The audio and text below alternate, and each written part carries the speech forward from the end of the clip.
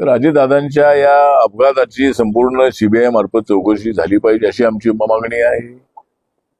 पण त्याच्यामध्ये घातपात असावा असं मला वाटत नाही. अजितदादा एवढे स्ट्रॉंग होते की कोण त्यांच्यासाठी अशा पद्धतीचा प्रयत्न करणार आहे. त्यामुळे शंका कुशंका घेतल्या जात आहेत. व्हीसीआर कंपनी आहे त्याच्यावर आता बंदी आणलेली आहे. वास्तविक याच्या अगोदर त्याच्यावर बंदी आणणं अत्यंत आवश्यक होतं.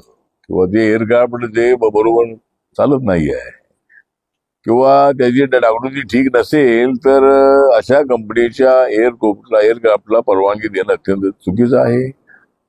आणि याची संपूर्ण चौकशी झाली पाहिजे अशी आमची मागणी आहे.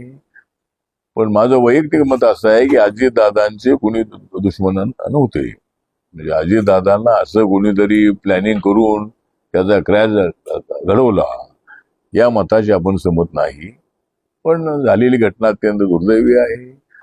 आणि सिव्हिल एव्हिएशन मिनिस्ट्रीनी आताच व्हीसीआर जी कंपनी आहे त्याच्यावर बंदी म्हणजे त्याने आता उड्डाण करू नये अशा पद्धतीचे आदेश दिलेले आहेत. पण अजूनही अपघात का झाला? तर हवामान जर चांगलं नव्हतं तर त्या कॅप्टननी ते जे विमान आहे ते विमान पुण्यावर उतरायला हवं होतं.